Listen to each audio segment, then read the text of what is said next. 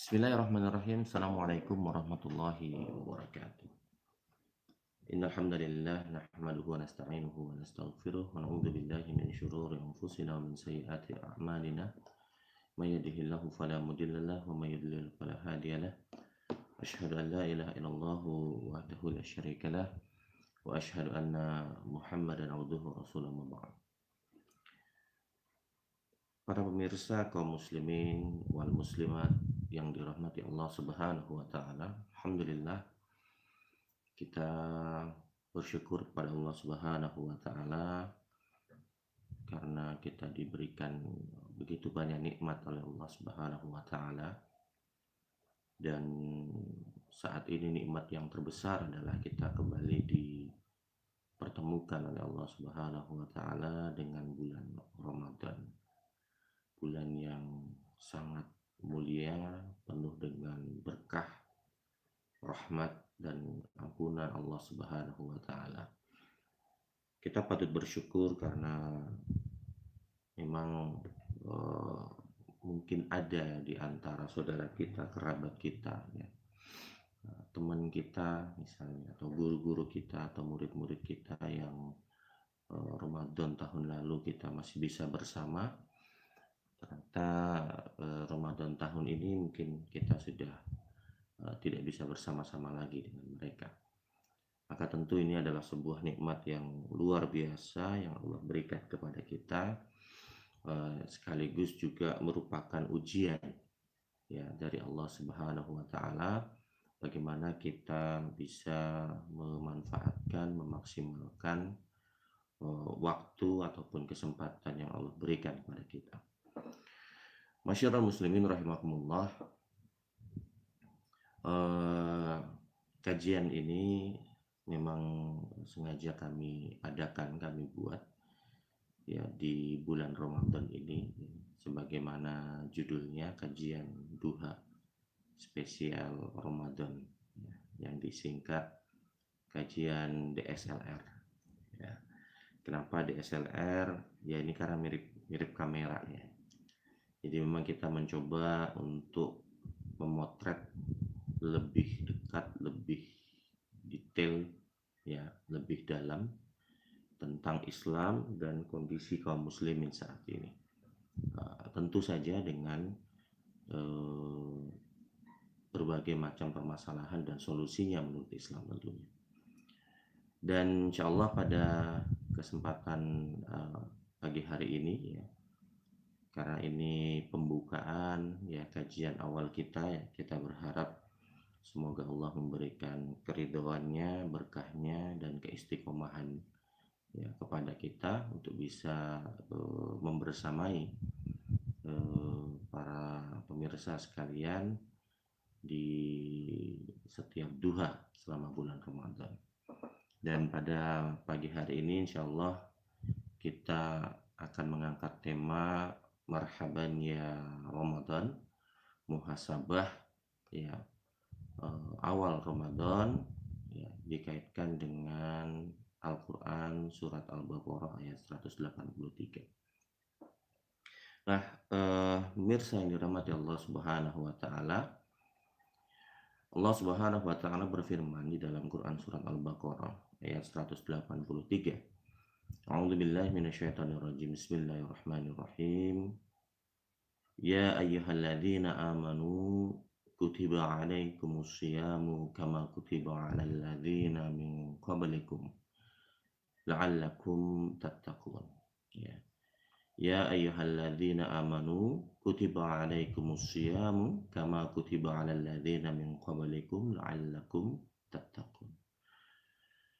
Kalau biasanya kita mendengarkan terjemahan daripada ayat ini adalah ya ayyuhalladzina amanu, hai orang-orang yang beriman, kutiba alaikumus syiyam, telah diwajibkan atas kalian asyam, berpuasa ya di bulan Ramadan. Kama, sebagaimana kutiba alal ladzina min qablikum, ya hal ini telah Allah wajibkan kepada orang-orang yang ada sebelum kalian, la'allakum tattaqun, agar kalian bertakwa. Nah, ini yang terjemahan yang biasa kita dengarkan ya, atau misalnya bisa dibilang terjemahan versi Depak ya. Sementara kalau dalam terjemahan Al-Qur'an terjemah tafsiriyah ya, Al-Qur'an terjemah tafsiriyah ini dikeluarkan oleh saudara-saudara kita dari Majelis Mujahidin ya. Di situ dituliskan bahwa terjemah daripada ayat ini, wahai kaum mukmin, kalian diwajibkan saum, berpuasa sebagaimana yang diwajibkan kepada orang-orang sebelum kalian, supaya kalian sanggup menahan hawa nafsu. Ya, jadi la'allakum tattaqun itu diartikan sebagai sanggup menahan hawa nafsu. Nah, kaum muslimin yang dirahmati Allah Subhanahu wa taala, memang sedikit ya kalau misalnya kita bahas dari sisi asbabun nuzul ayat ini ya. Dia dalam kitab tafsir Majmu'ul Bahrain fi ahadithi tafsiri minas sahihain ya, di situ di halaman 31 ya dijelaskan bahwa turunnya ayat ini ya itu berkaitan dengan beberapa hadis ya dari Rasulullah Shallallahu Alaihi Wasallam ya. Misalnya an Ibnu Umar radhiyallahu anhuma qala kana Asyura'u yasumuhu ahlul jahiliyah falamma nazala Ramadan qala man syaa shamahu wa man syaa lam yasumhu ya. Jadi ini diriwayatkan oleh Imam Bukhari ya. Jadi dalam hadis ini ceritanya ya, ceritanya bahwa dulu orang-orang Arab jahiliyah, orang-orang Quraisy jahiliyah, mereka ketika ada Asyura ya, itu mereka saum ya, mereka puasa ya. Maka ketika turun perintah ya yang berkaitan dengan saum di bulan Ramadan ya, dikatakan di sini man syaa shamahu wa man syaa lam yasumhu ya. Jadi Allah tuh pengen lihat ketika sudah diturunkan perintah dari Allah Subhanahu wa taala, Allah tuh pengen lihat siapa yang puasa dan siapa yang enggak puasa ya, siapa yang puasa dan siapa yang enggak puasa. Begitu juga hadis dari Aisyah radhiyallahu anha, kana Asyura'u yusamu qabla Ramadan falamma nazala Ramadan qala man syaa shoma wa man syaa aftar ya. Ini juga diriwayatkan oleh Imam Al-Bukhari. Kemudian dari Abdullah Abdillah radhiyallahu an, dakhala alaihi al-ash'athu wa huwa yat'am faqala al-yawmu Asyura faqala kana yusamu qabla an yanzila Ramadan falamma nazala Ramadanu turika fadnu fakul ya. Ini juga diriwayatkan oleh Imam Al-Bukhari. Kemudian hadis yang berikutnya an Aisyah radhiyallahu anha qalat kana yaumu Asyura tasumuhu Quraisyun fil jahiliyah wa kana an-nabiy sallallahu alaihi wasallam yasumuhu falamma qadima al-Madinah shamahu wa amara bi siyamihi falamma nazala Ramadanu kana Ramadanul al-faridah wa turika Asyura fakana man syaa shamahu wa man syaa lam yasumhu ya. Ini juga diriwayatkan oleh Imam Al-Bukhari. Jadi memang kalau dilihat dari sisi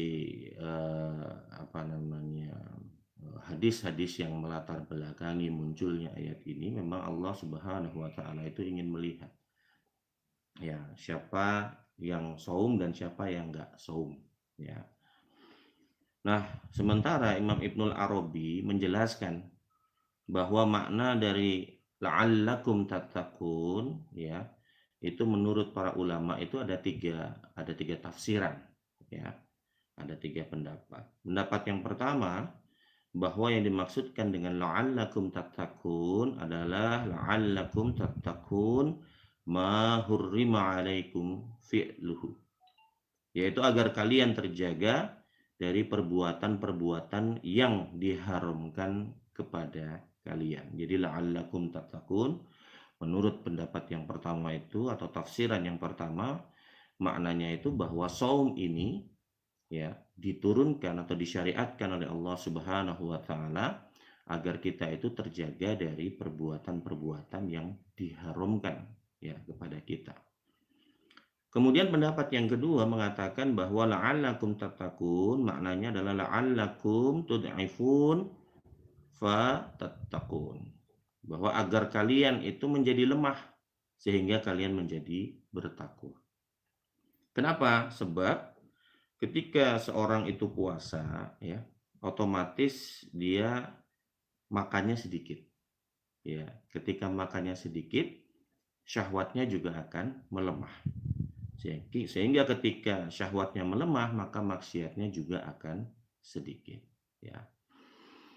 Kemudian tafsiran yang ketiga atau pendapat yang ketiga, ya, dikatakan bahwa la'allakum tattaqun maknanya adalah la'allakum tattaqun ma fa'ala ma fa'ala man kana qablakum, ya, agar kalian terjaga dari perbuatan-perbuatan yang dilakukan oleh orang-orang sebelum kalian, yaitu Yahudi dan Nasrani. Nah, pemirsa kaum muslimin yang dirahmati Allah Subhanahu wa taala, ya, memang dari ketiga tafsiran ini, ya, semuanya membahas bahwa keberadaan puasa itu memang untuk mengekang hawa nafsu kita. Dan begitu hawa nafsu ini terkekang, ya, kemudian efeknya adalah ketakwaan kita atau ketundukan kita kepada syariat Allah Subhanahu wa taala itu akan semakin meningkat, ya, akan semakin bertambah. Nah, pemirsa yang dirahmati Allah Subhanahu wa taala, jika kita lihat apa yang ditafsirkan oleh para ulama, ya, berkaitan dengan Quran surat Al-Baqarah ayat 183. Kemudian kita kaitkan, ya, dengan bagaimana kondisi bangsa kita, ya, secara umum ataupun diri kita, ya, secara khusus dalam 1 tahun ini, ya. Maka yang pertama adalah bahwa syariat ini tidak berubah, ya, dari tahun ke tahun selama 14 abad kurang lebih syariat ini tidak berubah, ya. Bulan Ramadan selalu datang dan ketika Ramadan datang kita pun tetap diperintahkan oleh Allah Subhanahu wa taala untuk melaksanakan shaum, ya, di bulan Ramadan. Hikmah daripada Ramadan ini juga nggak berubah, ya. Hikmah daripada Ramadan ini tetap sama, bahwa keberadaan Ramadan ini, ya, tidak lain adalah atau diharapkan bagi kita dan bangsa kita itu adalah bertambahnya ketakwaan kita, ketundukan kita kepada Allah Subhanahu wa taala. Nah, ini yang menjadi catatan besar bagi kita, ya, ketika kita masuk pada saat ini, ya, di bulan Ramadan, ya, tanggal 1 ini, ya, ketika kita kilas balik ke belakang, pertanyaan terbesarnya adalah apakah Ramadan tahun lalu telah berhasil meningkatkan ketakwaan diri kita, ya, ataupun bangsa kita selama 1 tahun ini, ya. Nah, jawabannya bisa kita lihat, ya, bahwa ternyata di negeri kita yang tercinta ini, ya, yang jumlah umat Islam ya di sini mayoritas ya, penguasa-penguasanya, para pemegang tampuk pimpinan ya pemerintahan di negeri ini juga mayoritas adalah umat Islam. Akan tetapi ternyata masih banyak sekali ya, masih banyak sekali kebijakan-kebijakan yang pertama tidak berubah ya, tidak berubah. Kebijakan-kebijakan yang bertentangan dengan syariat yang itu tidak berubah. Bahkan kemudian yang kedua, kebijakan-kebijakan yang bertentangan dengan syariat ini pun diperparah atau ditambah lagi ya, semakin banyak lagi ya. Contoh yang paling sederhana saja misalnya adalah ketika kita bicara tentang riba ya, bahwa riba ini sudah fix keharumannya ya, sudah fix keharumannya sejak 14 abad yang lalu ya. Tetapi tahun lalu riba masih dijadikan sebagai tonggak perekonomian di negeri ini ya. Dan ternyata setelah Ramadan berlalu tahun lalu ya, yang juga diharapkan ketakwaan kita bertambah ya, ketundukan kita bertambah ya, ternyata di dalam 1 tahun setelah Ramadan hingga Ramadan tahun ini riba masih tetap menjadi tonggak perekonomian di negeri ini ya. Kedua misalnya kita bicara tentang khomer misalnya ya. Khomer itu juga sesuatu yang sudah fix keharumannya. Bahkan sejak 14 abad yang lalu ya, Allah Subhanahu wa taala telah memfikskan hukum daripada khomer itu, bahwa khomer itu haram hukumnya gitu. Tahun lalu sebelum Ramadan khomer masih halal di negeri ini ya. Kemudian masuk Ramadan tahun lalu dengan harapan tambah bertakwa, ternyata ba'da Ramadan kita tidak meninggalkan khomer ya. Bahkan kita sempat dikejutkan dengan undang-undang yang melegalkan ya miras ya. Bahkan sebelumnya ditandatangani ya MOU untuk impor miras dari Korea ya. Nauzubillah min dzalik ya. Ini luar biasa ya. Ternyata niatan besar, keinginan besar kita untuk bertakwa kepada Allah Subhanahu wa taala ternyata belum ada ya.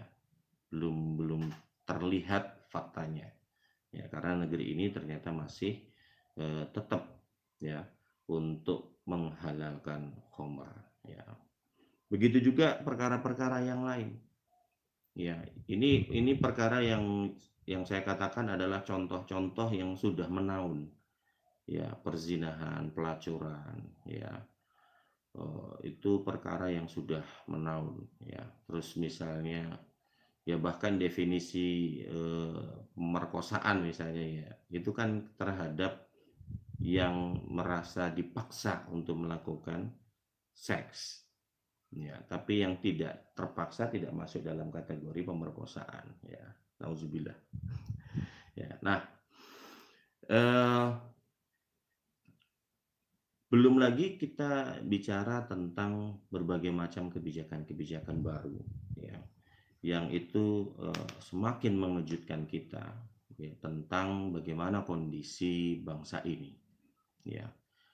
Sehingga patut kemudian ketika kita bertanya apakah Ramadan tahun ini akan mempan ya untuk bisa merubah kondisi bangsa ini ya. Ya, saya sapa dulu ya dari Papua Barat. Alhamdulillah ya, barakallah, mudah-mudahan Allah memberkahi ya kesungguhan kita untuk sama-sama mempelajari Islam. Pertanyaannya adalah apakah Ramadan kali ini mempan ya? Apakah Ramadan kali ini mempan untuk membuat bangsa ini bertakwa ya? Karena kalau Ramadan kali ini tidak mempan, maka kita patut bertanya, apa sebenarnya akar masalahnya? Ya, ketika Ramadan demi Ramadan dari tahun ke tahun, ya, bukannya membuat bangsa ini menjadi lebih baik, tapi malah menjadikan bangsa ini lebih nyungsep, ya. Nah, ini kita perlu bertanya, di mana salahnya? Ya, apakah ada yang salah dalam memaknai Ramadan ini? Ya, karena kalau memaknai Ramadan ini tidak salah, maka tentu kita akan menjumpai sebuah negeri yang semakin baik dari tahun ke tahun. Ya, sebuah negeri yang semakin bertakwa kepada Allah Subhanahu wa taala dari tahun ke tahun. Tapi kalau misalnya ternyata tidak semakin bertakwa, semakin parah kondisi negeri ini, maka berarti patut diduga, ya, bahwa ada yang keliru dalam memahami Ramadan ini. Ya. Nah, para pemirsa yang dirahmati Allah Subhanahu wa taala. Memang kita melihat, ya, bahwa banyak, ya, di antara umat Islam, ya, atau mungkin bahkan bangsa ini, melihat Ramadan itu sekedar sebagai rutinitas tahunan. Ya, rutinitas tahunan yang berulang, ya. Sehingga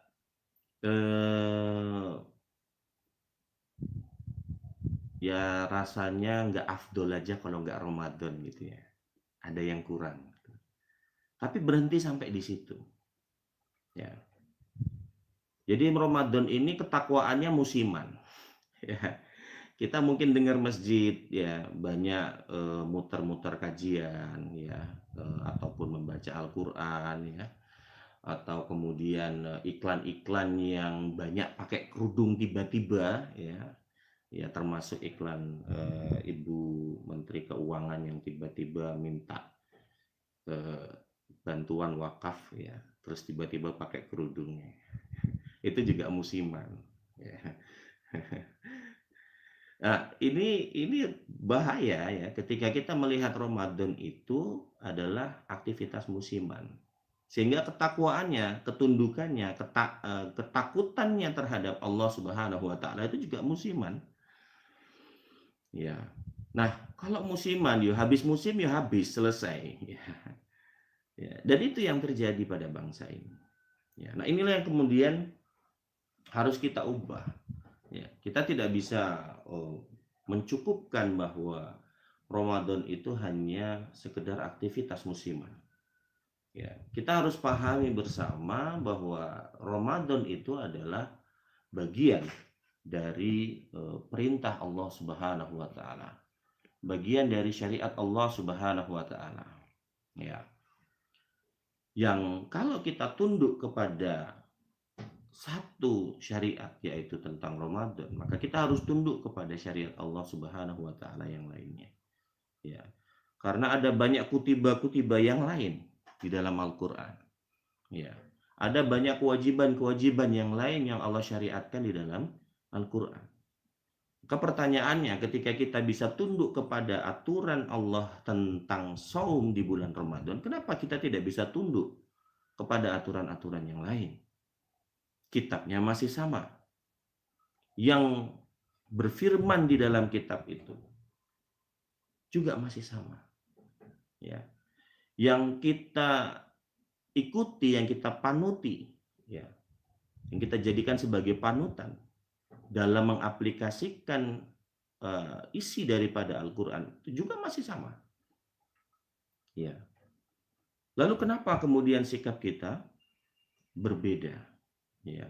Kenapa sikap kita berbeda terhadap syariat-syariat yang lain?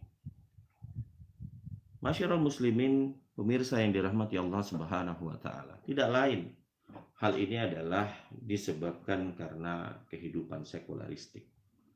Ya. Kehidupan sekuler yang sudah mendarah daging di negeri kita. Ya. Yang sampai-sampai ya banyak di antara umat Islam yang tidak merasa bahwa dia sekuler, ya. Dia merasa bahwa dia aman-aman aja, nggak sekuler, ya. Udah bener, udah lempeng, ya. Padahal tidak, ya. Buktinya apa? Ketika kita dihadapkan dengan urusan-urusan yang sifatnya adalah ibadah-ibadah individual, ya, kita melihat betapa getolnya kita, ya, untuk menjalankan itu. Ya, sampai kemudian misalnya ada lomba hafiz Quran, ya. Kemudian ada berbagai macam pesantren-pesantren ataupun rumah-rumah tahfiz, misalnya orang berlomba-lomba untuk menghafalkan Al-Quran, ya. Kemudian ada berbagai macam peringatan-peringatan yang sifatnya itu ibadah mahdoh, ya, ibadah-ibadah individu, ya, yang itu dikemas sedemikian rupa, kemudian dijalankan, ya, dan diterima oleh orang banyak, ya. Dan kita tidak melihat ada pandangan-pandangan negatif yang dikeluarkan, ya, ataupun kemudian ditampilkan di layar kaca, ya.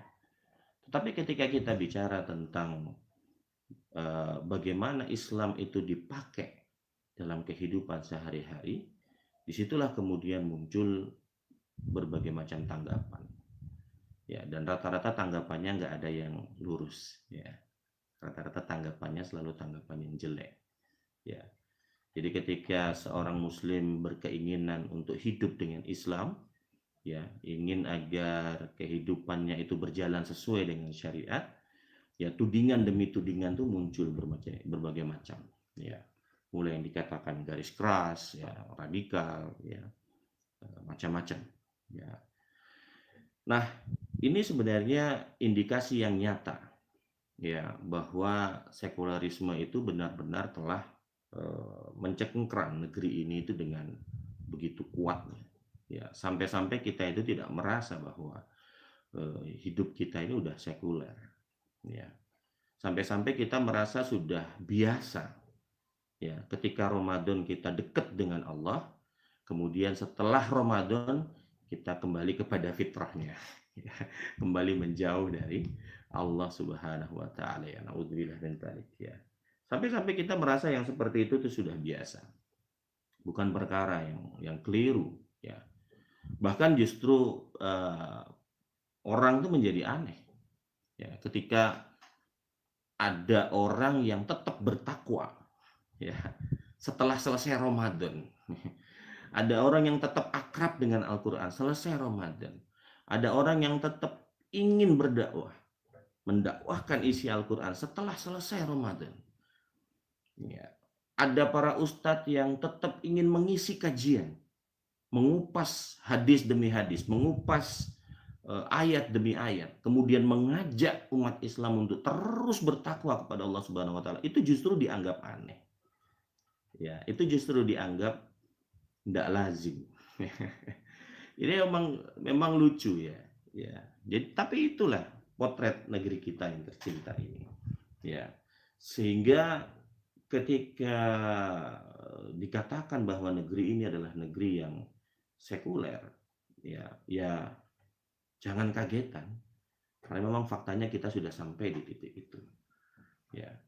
Nah, pemirsa yang dirahmati Allah Subhanahu wa taala, kesekuleran inilah yang sebenarnya menjadi pangkal dari munculnya berbagai macam masalah di negeri ini, ya. Orang berani menerapkan riba, berani minum minuman keras, berani untuk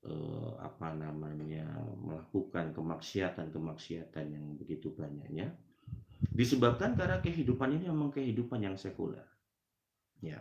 Karena kehidupan yang sekuler itu adalah kehidupan yang memisahkan, ya, membuat orang itu split personality, ya. Jadi dia menyimpan agamanya itu di dalam musola, ya, di dalam masjid atau di dalam rumahnya, ya. Sementara ketika dia berada di ruang publik, ya, di tengah-tengah masyarakat, di pasar, di toko, di sekolah, ya, di kantor, dimanapun, ya, mereka nggak mau pakai Islam. Ya, mereka nggak mau pakai Islam. Mereka lebih memilih untuk menggunakan aturan mereka. Nah, ini yang menarik, harus kita kaji lebih dalam sebenarnya. Bahwa keinginan yang seperti ini, keinginan untuk hidup dengan model yang seperti ini bukan keinginan yang berdasarkan kebiasaan umat Islam. Ya, ini bukanlah sesuatu yang disyariatkan oleh Allah Subhanahu Wa Taala. Ini bukan tabiat dari seorang Muslim, bukan.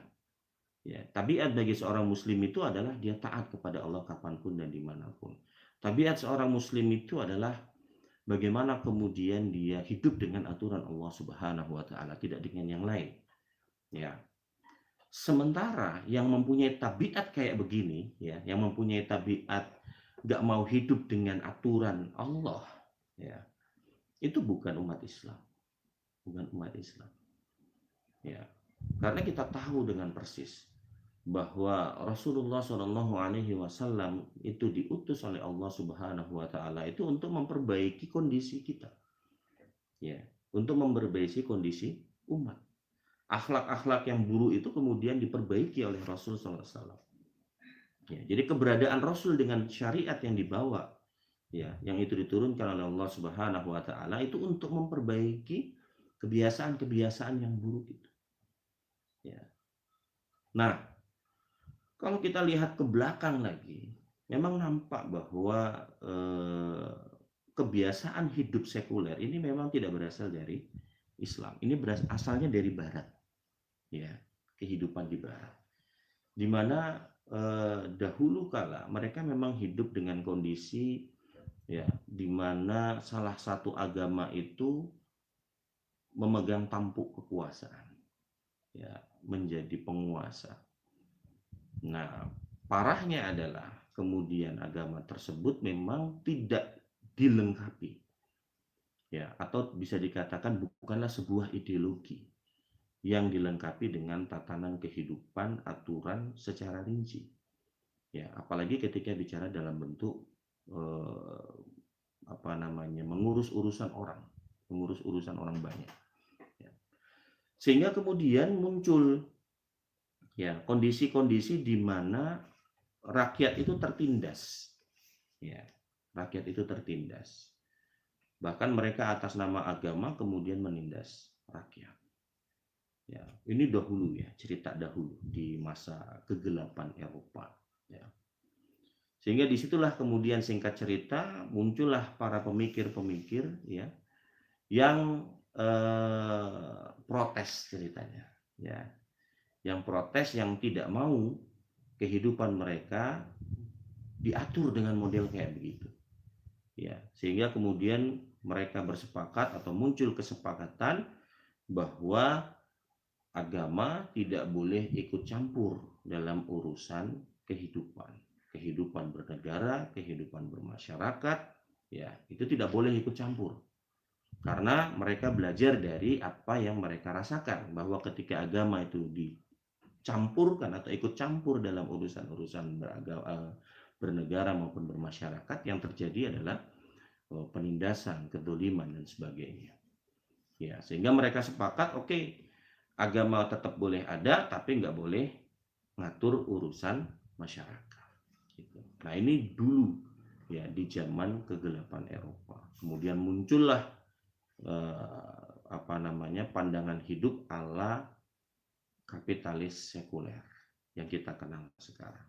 Itu. Jadi jelas bahwa akar daripada kehidupan ini bukan dari Islam. Ya, karena Islam justru memerintahkan kita, ya, untuk senantiasa, atau Allah Subhanahu Wa Taala memerintahkan kita untuk senantiasa terikat dengan aturan Allah Subhanahu Wa Taala. Ya. Nah, kalau misalnya orang-orang non-Muslim kemudian mereka menuntut, ya, atau memilih untuk hidup dengan model kayak seperti ini, ya, yang memisahkan agama dari kehidupan, ya, mungkin bisa kita maklumi, ya, kita bisa maklumi. karena itu adalah pilihan mereka berdasarkan keyakinan mereka.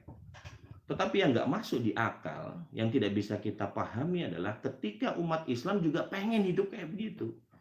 Ya, ketika umat Islam itu juga pengen hidup sekuler. Ketika umat Islam juga menuntut agar Allah itu nggak usah ngurusin kehidupan mereka sehari-hari. Ya, padahal kalau kita belajar akidah, ya, belajar akidah itu kita tahu bahwa ketika kita bicara tentang hubungan seorang muslim, ya, itu ada 3. Hubungan dia dengan Allah, ya, hubungan dia dengan dirinya sendiri, dan hubungan dia dengan orang lain. Itu ketika kita bicara dalam pelajaran akidah. Ya, maka nggak kaget ya ketika beberapa saat yang lalu ada salah seorang petinggi ormas Islam yang mengusulkan supaya pelajaran akidah itu dihilangkan, ya. Atau kalau belajar agama nggak usah belajar akidah, ya, ini parah pol. Ya, jelas sepertinya ya bahwa yang bersangkutan ini adalah antek daripada orang-orang sekuler liberal, ya. Masyaallah muslimin rahimakumullah. Mungkin sebelum kita lanjutkan, saya persilahkan ya, kalau misalnya ada yang ingin ditanyakan bisa langsung diketik aja di di chatnya ya. Ya, insya Allah nanti sambil jalan bisa kita bahas ya. Nah, kita lanjutkan ya. Jadi akar masalahnya itu adalah bahwa umat Islam sekarang itu udah terkena virus yang lebih bahaya daripada virus corona, ya. Bahkan corona sendiri itu sudah terinfeksi oleh virus ini. Sehingga corona itu bisa milih ya untuk hadir di pernikahannya artis atau di pernikahannya seorang ulama ya. Corona aja bisa milih ya. Jadi corona ini udah terpapar virus sekulerisme liberal. Jadi memang virus ini jauh lebih bahaya daripada virus corona, ya, gitu. Nah, karena dengan terinfeksinya umat Islam dengan virus kapitalis sekuler ini, ya, memang kita kemudian jadi jauh sekali dari Islam, ya, jauh sekali dari Islam. Bahkan sekedar untuk memahami beberapa perkara sederhana di dalam Islam ya, itu kita sulit sekali ya. Tadi malam kebetulan pas saya lagi jualan ya, jualan pempek. Iklan lewat nih. Spesial gerobak Bang Jafar. Jadi pas lagi jualan gitu, kemudian ada pelanggan datang gitu ya, karena kita lesehan itu, sambil mesen makanan gitu, terus nanya-nanya seputar vaksin corona, nanya-nanya seputar hukum sewa menyewa lahan pertanian ya, kemudian bertanya lagi tentang bagaimana bank syariah itu. Ya, jadi kita ngobrol panjang gitu ya. Kita ngobrol panjang tuh ba'da tarweh ya. Kita ngobrol panjang itu, cerita sana sini gitu. Jadi ada beberapa perkara-perkara sederhana yang itu bukan barang baru sebenarnya. Dalam ilmu fikih itu bukan barang baru, tetapi itu menjadi sesuatu yang baru buat dia ya. Jadi sesuatu yang baru buat dia, dan mungkin juga menurut saya yang lain ya, umat Islam yang lain juga terasa baru ya ketika bicara tentang bahwa ada produk kekinian yang namanya mudharabah mutlaqah, mudharabah muqayyadah ya, yang itu menjadi legalisasi bank syariah ya. Terus kemudian bagaimana blunder yang muncul di dalamnya, yang itu disebabkan karena ketidakpahaman terhadap bagaimana fikih itu berjalan. Nah, ini kondisi-kondisi seperti ini memang akan muncul. Ya, saya setiap hari Ahad itu mengadakan bazar buku, buku-buku Islam. Ya, kita kasih diskon yang luar biasa. Nah, dari sisi marketing kita sudah lakukan semaksimal mungkin ya untuk mengiklankan. Ya. Tetapi memang ternyata minat baca dan keingintahuan umat Islam itu memang ya bisa dibilang minim banget, ya minim sekali.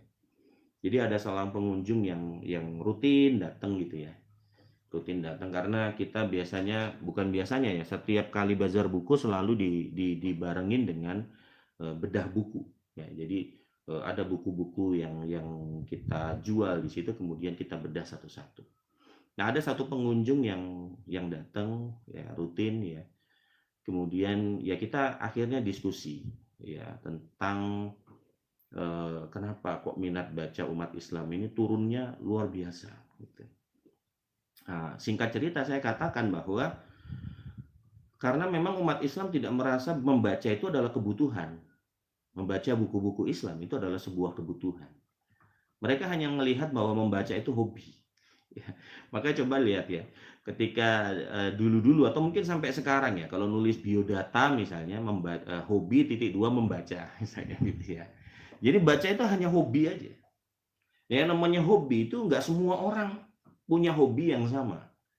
Jadi ketika membaca itu dianggap sebagai hobi, maka akan ada orang-orang yang punya hobi tidak membaca.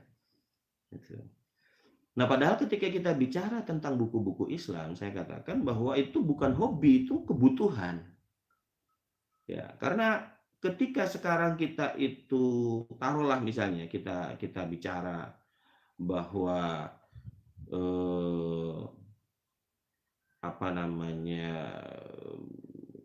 kita punya kesibukan, ya kita punya kesibukan yang banyak dengan aktivitas kita, ya dari pagi sampai malam misalnya gitu ya. Kita punya kesibukan yang banyak sehingga kita mungkin nggak sempat untuk berguru, ya kita nggak sempat untuk berguru. Ya satu-satunya jendela kita untuk bisa memahami ilmu Islam itu adalah lewat buku. Ya. Jadi kalau ingin bisa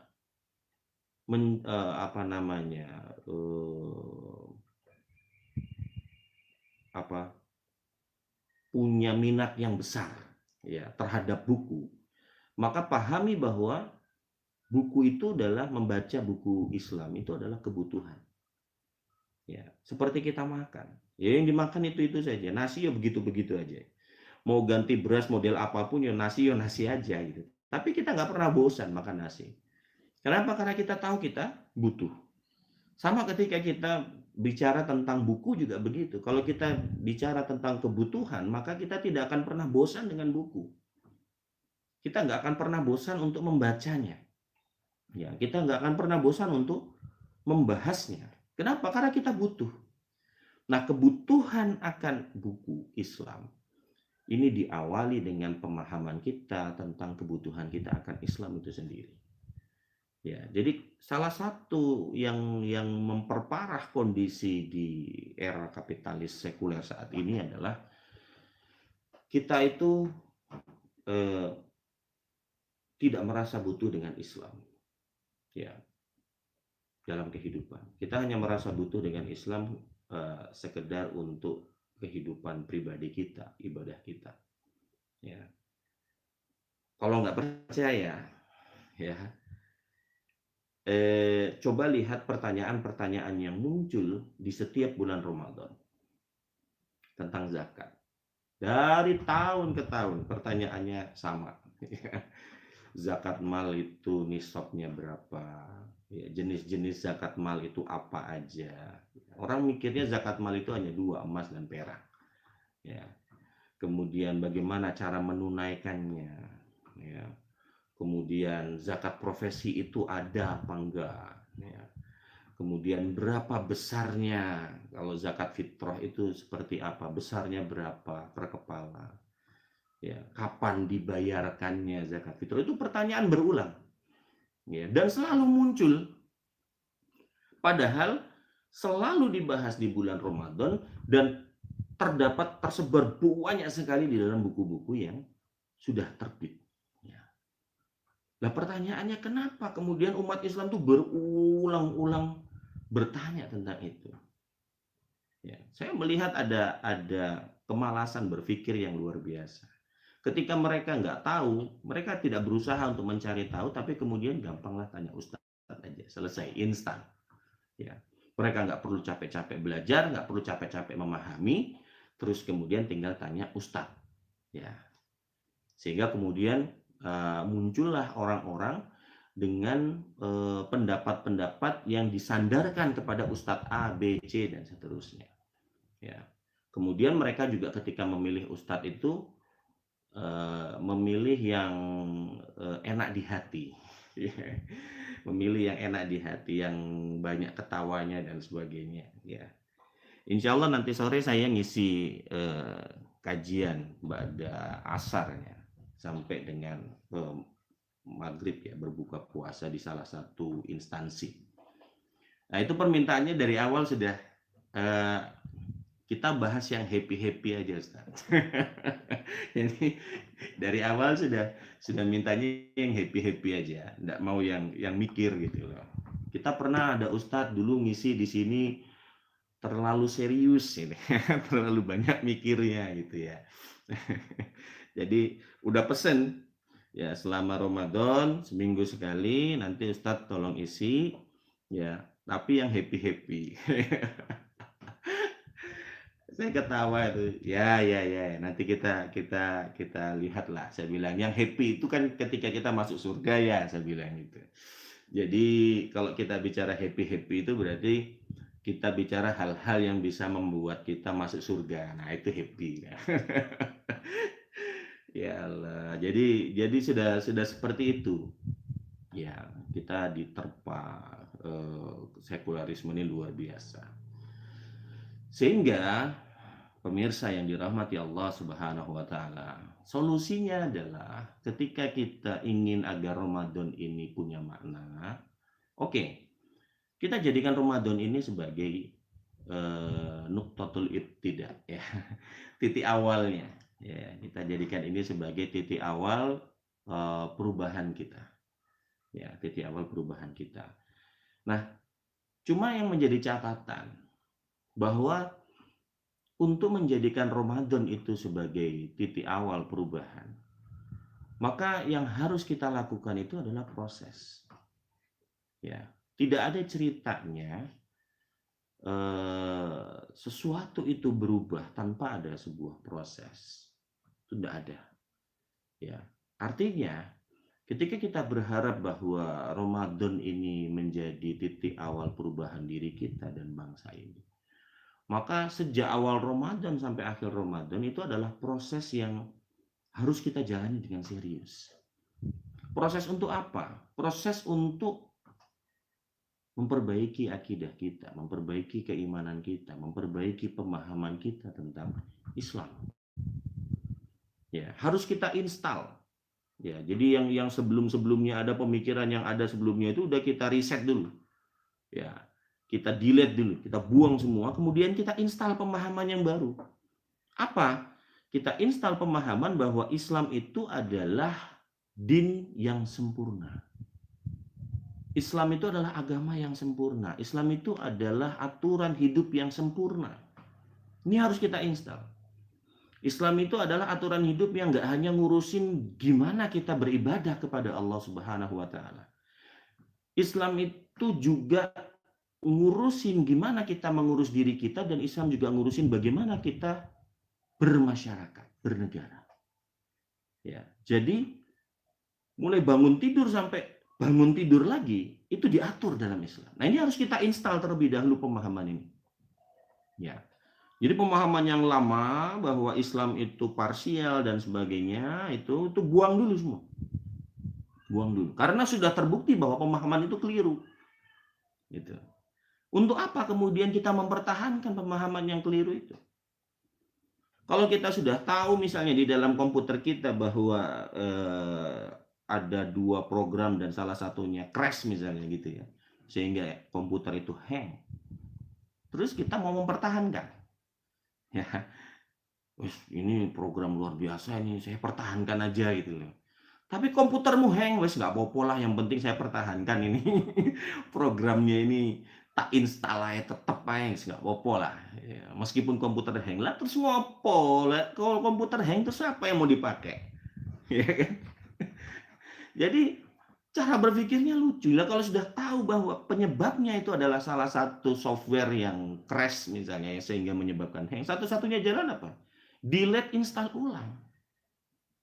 Karena kita ingin agar laptop itu jalan.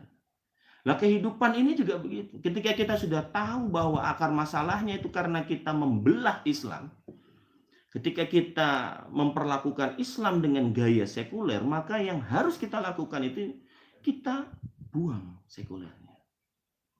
Kita delete. Gitu. Kemudian selama Ramadan kita install ulang pemahaman kita. Gitu. Salah satu caranya gimana? Ya datang setiap kajian duha. Di SLR ya. Insya Allah kita akan bahas satu persatu ya, sebagaimana yang sudah saya iklankan. Ya, sudah saya beritahukan kepada pemirsa sekalian ya, ini salah satu upaya kita. Upaya kita untuk bisa kita ini hidup dengan pemahaman yang benar tentang Islam. Ya, jadi install ulang. Ya, kita install ulang, kemudian kita pelajari satu-satu. Ya, selama Ramadan. Ya, kalau ini kita lakukan, insya Allah, ya, selesai Ramadan, kita benar-benar akan lebih tunduk kepada aturan Allah Subhanahu wa Ta'ala. Negeri ini gimana? Sama. Negeri ini juga sama. Negeri ini akan menjadi lebih baik. Ya, ketika pemahaman yang lama, sistem yang lama, software-software yang lama delete semua. Ya. Coba anak-anak melakukan tawuran narkoba misalnya, gaul bebas misalnya. Itu disebabkan karena mereka memahami Islam dengan baik atau enggak?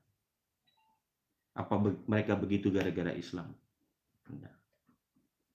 Riba terus saja. Bahkan sekarang kalau teman-teman ya pemirsa sekalian ini buka YouTube ya, itu biasanya di iklan-iklannya itu selalu ada iklan peminjaman dana ya. Ya, saya perhatikan tuh namanya macam-macam. Banyak sekali modelnya. Tapi sama, minjem dana, kemudian bahkan mereka terang-terangan minjem 5 juta, kembali 5 juta 10.000 misalnya. Jelas-jelas ada ribanya. Ya, jelas-jelas ada ribanya. Jadi ketika riba ini merebak sampai sedemikian rupa, ya, kemudian menyebabkan banyak sekali, bahkan perekonomian kita kolaps, ya, hutang negeri ini meningkat karena riba. Ya, nah pertanyaannya, itu terjadi gara-gara Islam dipakai apa? Karena Islam ditinggalkan. Salah Islam. Ya, Khomar juga begitu. Ketika merebak, apakah itu salah Islam? Tidak. Ya, semua itu terjadi justru karena Islam itu ditinggalkan. Oke, itu satu. Poin yang kedua, senang nggak dengan kehidupan seperti ini? Ya. Allah kata apa? Walau anna ahlal qura amanu wattaqau la fatahna alaihim barakatim minas sama'i wal ardh.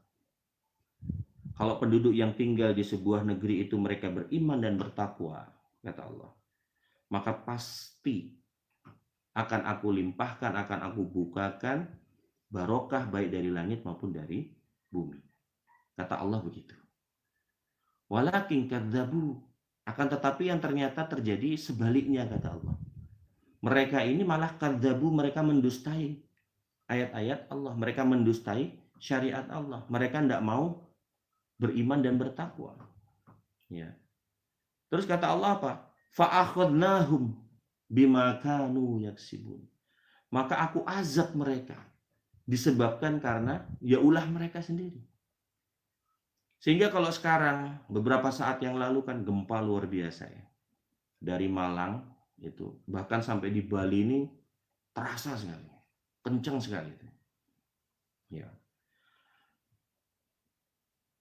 Model-model seperti ini ya, bencana alam, musibah terus-menerus melanda negeri kita. Maka kalau kita melihat pada ayat ini, fa'akhudnahum, aku azab mereka. Jadi azab-azab seperti ini akan terus Allah berikan. Atau dengan kata lain, bahwa yang menghalalkan diri kita untuk diazab oleh Allah itu bukan siapa-siapa, ya kita sendiri. Gara-gara apa? Gara-gara kita meninggalkan aturan Allah Subhanahu wa taala. Nah, pertanyaannya kembali lagi ke pertanyaan tadi. Mau dipertahankan yang seperti ini? Azab yang seperti yang sebesar apa lagi yang mau kita rasakan sehingga membuat kita kemudian sadar dan bertobat? Ya. Masalahnya ketika azab itu menimpa, khawatirnya kita tidak sempat untuk bertobat. Ya. Oleh karena itu, ya pemirsa, ya kaum muslimin yang dirahmati Allah Subhanahu wa taala, negeri ini juga akan menjadi baik ketika mereka atau negeri ini mendelete, menguninstall sistem rusak yang memang sudah terbukti merusak negeri ini. Ya, kemudian kita install dengan Islam.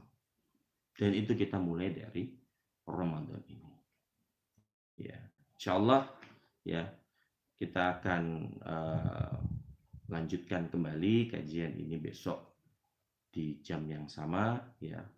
Jazakumullahu ahsanal jaza kepada pemirsa yang sudah menyaksikan ya. Kita berharap ini adalah upaya kecil kita untuk memperbaiki umat ini dan dicatat oleh Allah Subhanahu wa taala sebagai catatan yang akan meringankan azab kubur kita ya, yang akan membuat kita lebih layak ya untuk menjadi orang yang beriman. Mudah-mudahan kita dipertemukan kembali oleh Allah Subhanahu wa taala di esok hari di jam yang sama ya, insyaallah kita akan membahas bagian-bagian daripada ilmu Islam ini ya, ada fikih, ada sirah ya, ada kajian-kajian remaja dan sebagainya. Insyaallah nanti akan kita bahas satu persatu ya selama Ramadan ini. Saya mohon pamit, mohon maaf jika ada yang kurang berkenan ya. Semoga Allah Subhanahu wa taala mempertemukan kita kembali esok hari. Kita akhiri dengan bersama-sama membaca hamdalah dan doa penutup majelis. Alhamdulillahirabbil alamin. Subhanakallahumma wa bihamdika asyhadu an la ilaha illa anta astaghfiruka wa atubu ilaik. Wabillahi taufiq wal hidayah. Wassalamualaikum warahmatullahi wabarakatuh.